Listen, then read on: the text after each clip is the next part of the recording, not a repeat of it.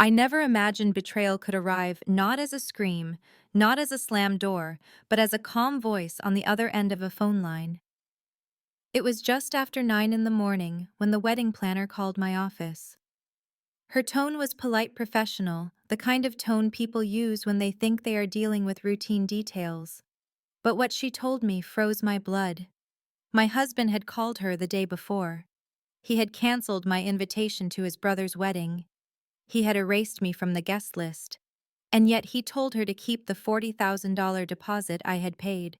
I remember staring at the glass walls of my 32nd floor office, the Phoenix skyline stretching endlessly under the desert sun. The city pulsed with energy traffic, humming deals, unfolding lives moving forward. And yet mine felt as if it had stalled in a place of disbelief. 15 years of marriage reduced to a single act of quiet cruelty. My money welcome, my presence erased. I kept my voice calm as I spoke with the planner. Years of negotiation had taught me composure is often the sharpest weapon. She didn't know, of course, who I really was to this wedding. Not just a guest, not just the wife of Scott Morrison.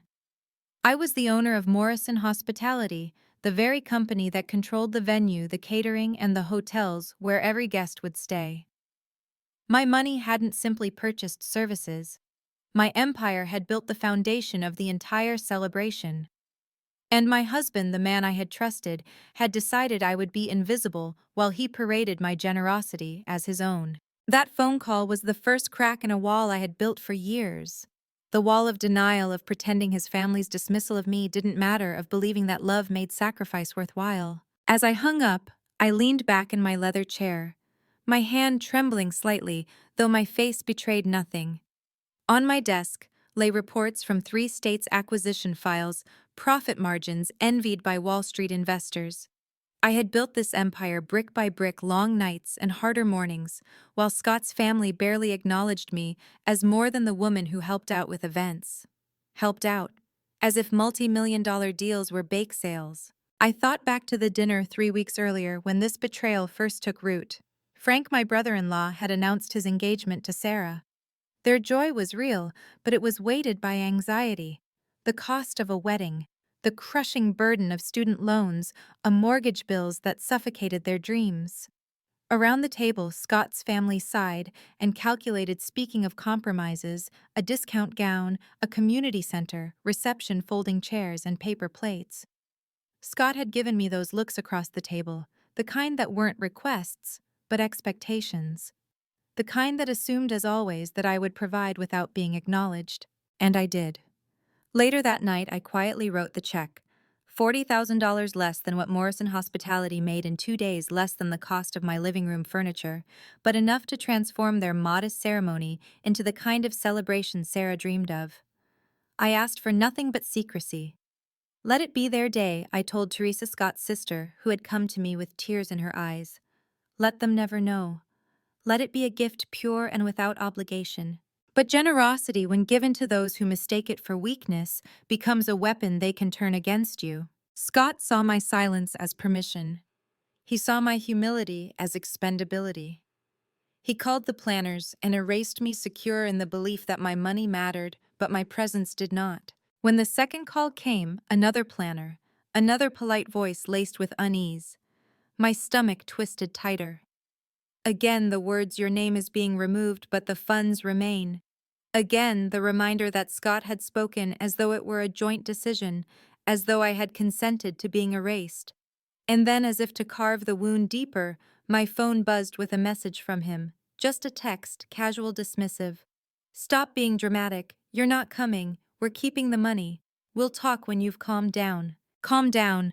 As if betrayal were a tantrum, as if theft were a misunderstanding. I remember staring at that screen and realizing that the man I had loved for 15 years never saw me as a partner. He saw me as a resource, a wallet with a temper, a woman to be managed, not respected. The betrayal was not just his. It rippled outward. Teresa called next, her voice shaking with rehearsed sympathy. She spoke of protecting me, of sparing me stress, of family dynamics. Words chosen to paint erasure as kindness. Then came Frank, his voice flat, formal. thanking me for my understanding, pretending that I had chosen to step aside. And Sarah, the bride, who wrapped her gratitude in pretty ribbons of manipulation, calling me noble for prioritizing their happiness over my presence. Each call stripped away another layer of illusion. They had all known. They had all discussed it. They had all agreed that I was useful enough to fund the wedding, but not welcome enough to attend. That night, Scott came home. He didn't arrive with guilt or apologies. He came with anger. He accused me of creating drama, of humiliating his family by questioning their choices. "Your success has made you arrogant," he spat, as though building Morrison Hospitality from nothing, as though carrying his family for 15 years had been arrogance instead of devotion. He told me I wanted to be the center of attention. He told me my presence would have ruined Frank's day.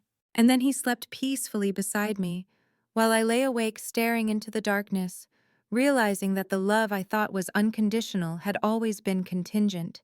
Contingent on my silence, on my willingness to be diminished, on my checkbook remaining open. I rose the next morning to a kitchen that suddenly felt foreign. Scott's mother had left a message urging me to let bygones be bygones, to focus on Frank's happiness. His sister called with the same patronizing tone, suggesting I should be relieved not to deal with wedding stress. And Sarah, that clever girl, thanked me again for being so understanding, as if my erasure were proof of my virtue. Each voice carried the same message: your anger is the problem, not our betrayal. Your hurt is weakness, not proof of our cruelty. But my business partners, they reacted differently. When I explained to Marcus, the man who had guided me through some of Morrison Hospitality's toughest acquisitions, he didn't cloak his words. "That's fraud," he said simply. Plain and simple. He reminded me of something I had nearly forgotten in the storm of emotions. Betrayal is not just personal. It is structural, and structures can be dismantled. That night, surrounded by contracts, subsidiary records, and acquisition files, I began to see what Scott and his family had not. Every vendor, every service, every reservation tied to Frank's wedding ran through Morrison Hospitality. The planner owned by one of my subsidiaries. The venue mine. The caterer mine. The resort booked for their 60 guests, the crown jewel of my portfolio. They thought I was a guest. They thought I was a checkbook. They thought I was disposable. But they had built their dream celebration entirely on my empire. And I, the quiet woman they underestimated, finally realized the power I held. The following morning, my office became a war room. My legal team people who had seen me through mergers and hostile takeovers combed through contracts line by line. My assistant traced the network of ownership that I had spent years weaving without ever imagining it would one day become a net for my own vindication. By nightfall, the picture was clear. Every thread of Frank and Sarah's wedding ran directly to me. Desert Rose. Wedding planning, acquired during bankruptcy. Sunset Ridge Estate, owned through a holding company buried in my portfolio. Copper Canyon Catering, folded into Morrison Hospitality 3 years ago. Desert Palm Resort, the luxury hotel where all 60 guests had reservations. Mine too. Scott's family hadn't just betrayed me. They had done it on a stage I built under lights I owned, with a script funded entirely by me. When I called Diane, the planner, her voice trembled. She had believed Scott when he said I had agreed to step back. She had followed instructions that she now realized came from a man with no authority. "Mrs. Morrison, I had no idea," she whispered, and in that moment I knew the power balance had shifted forever. I didn't need to scream. I didn't need to beg. I only needed to give one order: cancel everything, every reservation, every arrangement, every plan. By the end of the day, Frank and Sarah's dream wedding collapsed like a sandcastle under a wave. The caterer, the venue, the resort, all gone. My assistant confirmed each cancellation with surgical precision. Vendors who had once treated me with routine professionalism now spoke with reverence, realizing they had underestimated the quiet woman who held their contracts. And then the calls started. Teresa, Scott's sister, was the first. Her voice shook with panic, each word tumbling faster than the last. "Every vendor canceled. The venue, the hotel, the catering, it's all gone. They say it's corporate policy that they can't explain. Teresa, please, you have to help us. I almost laughed at the irony. They had erased me from the guest list, painted me as unstable, dismissed my presence as a liability. And yet here she was, begging for help from the woman they had cast aside. I asked gently, "Have you tried other vendors?" She admitted she had. Tucson Flagstaff everywhere she turned, doors slammed shut. I let her talk, let her desperation spill out because I wanted her to hear herself. She had no idea that every closed door had been locked by my hand. Frank called next. His voice was calmer, but I heard the cracks beneath it. The architect in him wanted to believe there was logic, a solvable problem. "Do you have any idea why every vendor would cancel on the same day?" he asked. I let the silence linger just long enough before replying. "It does seem unusual, doesn't it?" Almost as if someone with influence wanted it that way. His pause told me he was beginning to understand. And then Scott. His voice was sharp, commanding at first, the way he always spoke when he thought he could intimidate me back into silence. "Fix this," he barked. "Frank is panicking. Teresa's a wreck. Whatever game you're playing ends now." Game.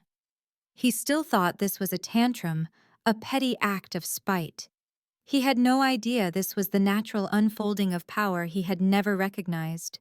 "I'm not playing games," I told him. "I'm letting consequences happen." He roared back that I was destroying his brother's wedding out of hurt feelings. He accused me again of being emotional, unstable. It almost amazed me the way he twisted every knife deeper, convinced that belittling me would keep me in place, even as the empire I controlled moved beneath his feet. But power does not need noise. Power does not beg to be acknowledged. Power reveals itself in silence, in cancellations, in the unraveling of every lie. By the week's end, Phoenix's hospitality industry buzzed with whispers. The woman they had dismissed as Scott Morrison's wife, the woman who helped out with events, was in fact the architect of their fates. Competitors who once ignored me now called with nervous respect. Vendors who had taken my business for granted scrambled to reaffirm loyalty. I had stepped out of invisibility, and the industry would never see me the same again. And yet at home, Scott continued to treat me as if I were overreacting. He clung to his narrative that he had tried to protect family harmony, that my anger proved I was the problem. The deeper truth was simpler, uglier. My success had humiliated him for years. My money bought his family comfort, but my presence reminded him of his own inadequacy. Excluding me was not about Frank's happiness. It was about Scott's ego. When the invitations went out for a family meeting at Morrison Hospitality headquarters, I knew they would come. My assistant sent formal summons, not requests. Monday morning, they filed into the 32nd floor conference room where I had hosted CEOs and investors, where contracts worth millions had been signed. Now my husband, his parents, his siblings, and the bride-to-be sat in leather chairs worth more than their annual salaries. The silence was heavy, punctuated only by the city below. Awards lined the walls, each a reminder of the empire they had ignored. I sat at the head of the table, Armani suit sharp against the sunlight, and for the first time they saw me not as Scott's wife, not as the family's bank, but as the woman who owned the ground beneath their feet. Frank broke first.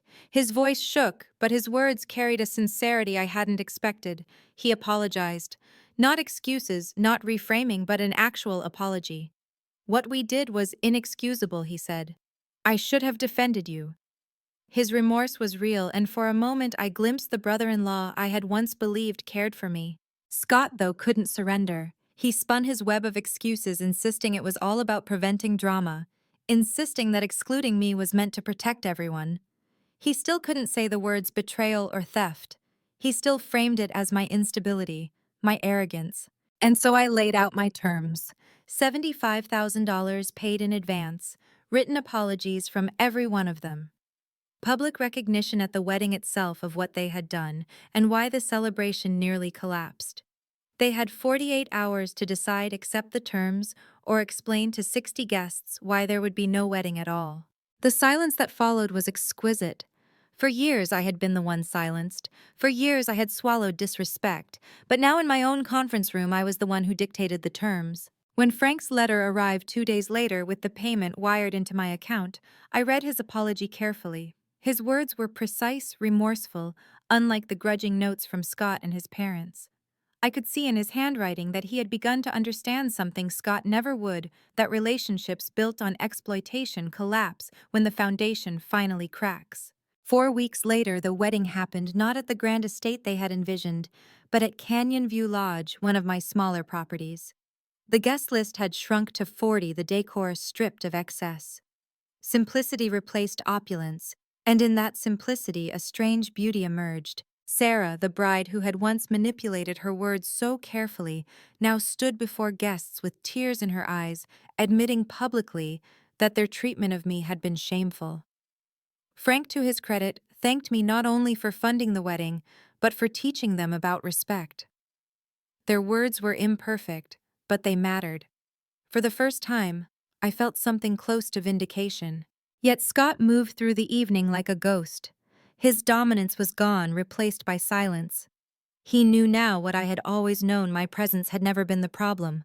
His ego was. As I stood by the window watching the desert sunset paint the sky, I thought of the years I had spent whispering while others shouted. Of the dinners where I had been invisible. Of the family that had taken without giving. And I realized that betrayal when met with silence festers. But betrayal when met with truth can become the sharpest teacher. The morning of Frank and Sarah's wedding dawned crisp and golden, desert light spilling across the mountains like a promise. Canyon View Lodge shimmered against the foothills, its glass windows reflecting the endless Arizona sky. It wasn't the wedding they had dreamed of, not the one their family had conspired to plan without me. No, this was something stripped down, smaller, quieter, yet paradoxically more beautiful. A wedding born not of entitlement but of consequence. The guest list had shrunk. Gone were the acquaintances invited out of obligation, the co-workers meant to impress the cousins twice removed, who would have sipped champagne on my dime without remembering my name. 40 guests remained, people Frank and Sarah had chosen more carefully now, people whose presence was genuine. What they lost in grandeur, they gained in intimacy. I arrived early, walking the grounds with my assistant. Every detail had been touched by my hand. Wildflowers in modest arrangements, tables dressed in linen that complemented rather than competed with the natural desert beauty, menus crafted with quiet sophistication. Gone was the gaudy excess of their original plans. What remained was elegant, restrained, almost reverent. As I walked through the venue, vendors greeted me with a respect they had never shown before. They knew now who I was. They knew the woman whose signature on contracts meant their livelihoods. And they worked with a precision that reflected not fear, but recognition. In their eyes, I wasn't Scott's wife. I wasn't a silent partner. I was Morrison hospitality. Guests trickled in, their expressions carrying curiosity. Some of them knew the story. Others had only heard fragments of whispers about drama, about cancellations, about apologies. I let them wonder. I let them piece together their own version of the truth, because truth has a way of shining through even the foggiest of rumors. Frank approached me before the ceremony. He looked different. His eyes were steady, his shoulders squared. "Thank you," he said, his voice quiet but clear. "Not just for this day, but for giving us a second chance to do it right." For the first time in weeks, I believed him. His apology at the meeting hadn't been hollow. His remorse was real. Perhaps it was guilt, or perhaps it was growth, but something in him had shifted. Sarah came next. I braced myself, uncertain whether I would see manipulation or sincerity. But when she looked at me, her eyes glistened with something I had not seen before: humility. "I was wrong," she said simply. "We all were. I hope today can be a new beginning." Her voice trembled, and though I did not trust her fully, I sensed a genuine desire to repair. It wasn't enough to erase what she had done, but it was a start. The ceremony itself unfolded under a sky so blue it felt painted. As Sarah walked down the aisle, I watched the faces of her guests. They smiled, they cried, they whispered. None of them knew the full truth, but they all sensed the gravity in the air, the way this wedding carried a weight heavier than flowers and vows. When the time came for speeches, Frank stood before the guests. His voice carried through the lodge with surprising strength. Before Sarah and I exchange our vows, I need to acknowledge something important. This wedding exists because of Teresa Morrison. She didn't just fund it, she saved it when our family nearly destroyed it. Her generosity, her forgiveness, and her strength made today possible, and I want every person here to know that. The room was silent for a moment, then erupted in applause. Not polite clapping, but genuine sustained applause that washed over me like a tide. My throat tightened. I hadn't demanded gratitude, only accountability. Yet here it was public recognition I had never sought but always deserved. Sarah rose next, tears streaming freely now. "I need to apologize," she said, her voice trembling. "Our family responded to Teresa's generosity with betrayal. We excluded her while accepting her money. That was wrong. It was cruel. And it's something I will remember for the rest of my life." Her words sliced through the air, undeniable and unspun. For weeks they had framed me as dramatic, unstable, arrogant. But now in front of their closest friends and family, the truth was laid bare. I wasn't the problem. Their betrayal was. I felt something loosen inside me as the applause rose again. Not forgiveness, not yet, but a release.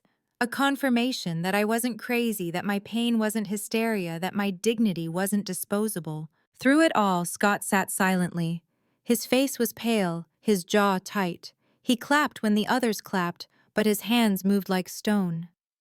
He knew these speeches were daggers aimed directly at him. His family's acknowledgement of my worth was also an indictment of his betrayal. The man who had accused me of arrogance now sat diminished, a spectator at a celebration rebuilt on the ruins of his scheme. As the evening went on, I found myself smiling. For the first time in years, I felt like I belonged, not because they allowed me in, but because I had claimed my place. Conversations flowed easily. Laughter filled the air, and I felt lightness, even joy. The desert sunset painted the sky in shades of fire and rose, and when Frank and Sarah shared their first dance, I saw not just a couple starting a life, but a family forced to face its failures. Yet beneath the music, beneath the laughter, Scott lingered in silence. He drank more than usual, his shoulders slumped, his eyes avoiding mine. The man who once commanded every room now seemed unsure of his place in any of them. He was no longer the protector of family harmony, no longer the one who could spin narratives unchecked. He was simply the husband who had betrayed his wife and been exposed. That night when I returned home, I found him waiting in the kitchen. His tuxedo jacket was gone, his shirt untucked, his face drawn with exhaustion. On the counter sat an expensive bouquet of white roses, limp from being carried too long. His eyes searched mine with desperation I had never seen before. "Teresa," he began, his voice shaky. "We need to talk about us." He spoke of 15 years together, of history, of mistakes. He begged for counseling, for forgiveness, for another chance. He tried to frame it all as a single lapse, a miscalculation, a moment gone too far. But I knew better. This was no mistake. It was a revelation. Betrayal doesn't create new truths, it exposes the ones that were always there. His words weren't confessions. They were strategies, attempts to rebuild access to the life my empire provided. As he pleaded, my eyes drifted to the Range Rover parked in the driveway, already packed with the essentials I had chosen to take with me. 15 years of marriage condensed into boxes and bags, all that truly mattered, fitting neatly into the trunk of one vehicle. The rest, our home, our furniture, our life together, suddenly felt like a museum of illusions. "Scott," I said quietly, "you didn't make a mistake. You made a choice. And choices have consequences." He stared at me, roses trembling in his grip. And in that moment, I understood what real power felt like. Not the power of wealth or ownership, not even the power of dismantling a wedding. It was the power of walking away. The roses sat on the counter long after Scott's words had faded into silence. Their petals sagged heavy with the weight of empty gestures. I had once treasured flowers from him on anniversaries, birthdays, quiet mornings when love still felt untainted. But that night the bouquet looked like nothing more than camouflage, a disguise for desperation. An offering meant to obscure, not heal. I had already packed my life into the Range Rover. The act itself had been sobering. 2 hours, maybe less, to decide what mattered from 15 years of marriage. A few boxes of personal documents, jewelry, photographs I couldn't bear to abandon. Clothes enough to begin again. It struck me as both tragic and liberating how little of our shared existence had truly belonged to me, how quickly a life could be reduced to what fit in the back of a car. Scott pleaded, of course. His voice cracked with exhaustion, his words tumbling over themselves in rehearsed apologies. He spoke of marriage counseling, of rebuilding, of history too important to discard. But his eyes betrayed him. They weren't the eyes of a man reckoning with his own betrayal. They were the eyes of someone terrified of losing comfort, terrified of losing access to the empire he had always treated as background scenery. I told him what he could not accept. This wasn't a mistake, it was a revelation. When given the chance, he showed me who he truly was. He chose to erase me for the sake of family optics while clutching at my resources, as though they were his birthright. That wasn't a misstep, it was a window into his character. He begged me not to do anything irreversible, but I had already done it. The garage door opened, the morning sunlight spilling across the driveway as I slid behind the wheel. He called my name from the kitchen, his voice breaking as though sound alone could tether me to a life that had disintegrated. But I didn't look back. Because looking back was the habit that had kept me there for 15 years, making excuses, smoothing conflicts, swallowing disrespect. I drove away from the house that had once been filled with laughter and dreams, now nothing more than walls echoing with betrayal. The farther I went, the lighter I felt.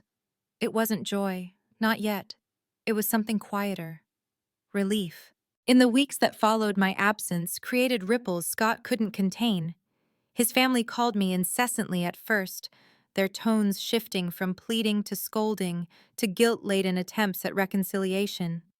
But I had grown immune. The moment they sat around a table and decided I was disposable while my money was indispensable, something in me had broken, or perhaps something in me had finally healed. I poured my energy into Morrison hospitality, and the universe seemed to reward me for it. The fallout from the wedding had transformed me into a legend in the industry. What marketing campaign could have bought that kind of notoriety? None. The story spread like wildfire. The quiet wife who owned everything. The woman who canceled an entire wedding to expose betrayal. Competitors who once dismissed me as regional began calling me with careful respect. Executives wanted meetings. Investors wanted partnerships. 3 months later, we opened our new headquarters in Scottsdale, a gleaming glass monument to resilience. The building caught the desert sun like a jewel, its angles sharp, unapologetic, alive. Inside, the hum of expansion filled every corner, new hires, new acquisitions, new projects. Morrison Hospitality was no longer simply successful, it was untouchable. And I, after years of being underestimated, was finally visible. But visibility brings reflection. Late at night in my new apartment overlooking the city, I would sit with a glass of wine and let the silence unravel me. Success couldn't erase the sting of betrayal. Power couldn't patch the wound left by a husband who had chosen humiliation over loyalty. Sometimes I would stare at the skyline and wonder how many women sat in kitchens that same night, dismissed, diminished, erased. Women whose worth was measured only in what they gave, never in who they were. One evening, Frank sent me a message, a photo of him and Sarah standing in their kitchen smiling as they cut into their wedding cake months after the ceremony. Beneath it, he wrote, "Thank you for being the foundation of our joy. We will never forget what you did, or the lesson you taught us." I stared at that photo for a long time. Their faces radiated genuine happiness, the kind born not from spectacle, but from surviving storms. And for the first time, I felt something close to peace about my decision. I hadn't destroyed their wedding. I had rebuilt it on truth. Scott, however, never changed. He tried calling, texting, showing up at my office unannounced. Once he waited outside the headquarters lobby for nearly an hour before security escorted him away. Each attempt was a variation of the same plea: we had history, we had love, we could fix this. But what he never offered was accountability. He never once said the words I needed to hear: "I betrayed you." Because admitting betrayal meant admitting he had never seen me. Not really. For 15 years, I was the woman who made his family's lives comfortable, who wrote checks without complaint, who stood quietly while being dismissed as insignificant. He had never seen the empire I built, never respected the power I wielded, never valued the person beyond the resources. Until it was too late. I realized then that love without respect is a hollow performance. Marriage without trust is a contract waiting to collapse, and generosity when unaccompanied by boundaries becomes a breeding ground for exploitation. So I stopped answering his calls, stopped reading his messages, stopped leaving the door cracked open for the possibility of reconciliation. Scott was not simply a man who made one bad choice. He was a man who, when tested, revealed the truth of how he valued me. And I would not build my future on that foundation. Instead, I built something new. The wedding scandal became a catalyst propelling Morrison Hospitality into expansion that outpaced even my most ambitious projections. We acquired new properties across the Southwest, diversified into luxury event management, and launched a philanthropic arm that funded scholarships for women in business. For every headline about betrayal, I made sure there was another about resilience, growth, and empowerment. And slowly, my personal life began to feel less like an aftermath and more like a beginning. I reconnected with old friends I had neglected while trying to prove myself to a family that never wanted proof. I started hiking again, letting the desert trails remind me of the woman I was before marriage, young, ambitious, fiercely alive. I even laughed more, something I hadn't realized I'd been rationing during those long years of appeasement. But healing is not a straight line. Some nights loneliness pressed against me like a shadow. I missed the idea of Scott more than the reality, the man I thought he was, not the man he proved to be. I missed the comfort of believing I was loved without condition. Those nights hurt. But even in the hurt there was clarity. Better loneliness than betrayal. Better emptiness than exploitation. The lesson was simple. Though hard-earned silence is not virtue when it erases you, generosity is not love when it diminishes you, and loyalty is not family when it is contingent on your invisibility. I had spent 15 years whispering while others shouted over me, but now my voice carried. Not because I raised it, but because I finally understood it was mine to use. 3 months after I left Scott, I received a final letter from him. Handwritten on thick cream paper, his signature curling at the bottom, as though formality could lend weight to words that no longer carried truth. He wrote of regret, of sleepless nights, of how he had lost sight of what mattered. He spoke of counseling, of redemption, of wanting to rebuild. I read it once, then twice. And on the third reading, I realized the letter was not about me at all. It was about him, his loss, his fear, his longing for the comfort of the life I had given him. Not once did he name his betrayal for what it was. Not once did he admit the theft of my dignity or the theft of my money. He wanted restoration without confession, absolution without truth. I folded the letter carefully, slid it into a file marked personal, and tucked it into the back of a drawer. A record, nothing more. A monument to what I had survived. Scott never understood that betrayal has a gravity all its own. Once trust shatters, no apology, no roses, no letters can put it back together. The cracks remain, and the cracks tell the story more clearly than words ever could. In contrast, Frank and Sarah reached out often in those months, not with grand gestures but with simple, genuine gratitude. Photos of their new home, messages about small victories in their daily lives, notes of appreciation that didn't ask me for anything in return. Slowly, I began to see them less as co-conspirators and more as people who had been swept along in a tide of family manipulation. They had failed me, yes, but they had learned, and learning, unlike words, holds power. Their wedding had been salvaged, but the real transformation was mine. For years, I had lived in a shadow, convincing myself that humility was noble, that silence was strength. But humility had allowed Scott's family to erase me.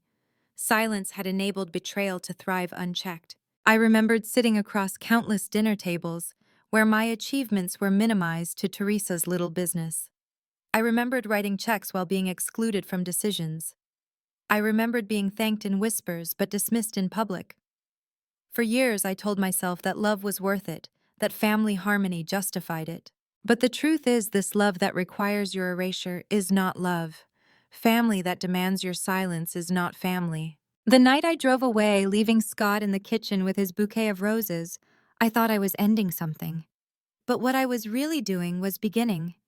Beginning a life defined not by what others expected of me, but by what I demanded for myself: respect, dignity, presence. In Scottsdale, as Morrison Hospitality's new headquarters rose from desert glass and steel, I rose too. My name, once whispered, now commanded weight in boardrooms and industry events. Competitors who had ignored me now studied my every move. Clients who once overlooked me sought out my partnership. And the irony: none of this recognition came from shouting. It came from betrayal, forcing me to step into the light. Sometimes it takes being erased to realize how much space you deserve to occupy. I still think of Scott, sometimes not with longing, but with clarity. He will always be the man who showed me what I was worth by trying to prove I wasn't. He will always be the husband who mistook generosity for weakness, who mistook silence for permission. And in a strange way, I almost want to thank him. Because without his betrayal, I might still be whispering. But my story is not just about me. It's about every woman who has ever sat at a table and felt invisible. Every wife whose success was dismissed as luck. Every daughter whose worth was measured in sacrifice. Every sister whose loyalty was taken for granted. If you hear anything in my story, hear this: your silence is not proof of love. Your generosity is not an obligation. Your worth is not defined by who acknowledges it. You do not need to disappear for others to shine. I used to believe family loyalty meant swallowing disrespect for the sake of peace. But real loyalty isn't about silence. Real loyalty is mutual. It is respect given and respect returned. Anything less is not loyalty, it is exploitation. So if you find yourself where I once stood, staring at betrayal wrapped in politeness, I hope you remember this: you have more power than you realize. You are not disposable. And sometimes the most powerful thing you can do is walk away. I walked away from Scott. I walked away from a family that never valued me. And in doing so, I walked into myself. The desert sunset still reminds me of that wedding evening of wildflowers and vows of apologies spoken aloud.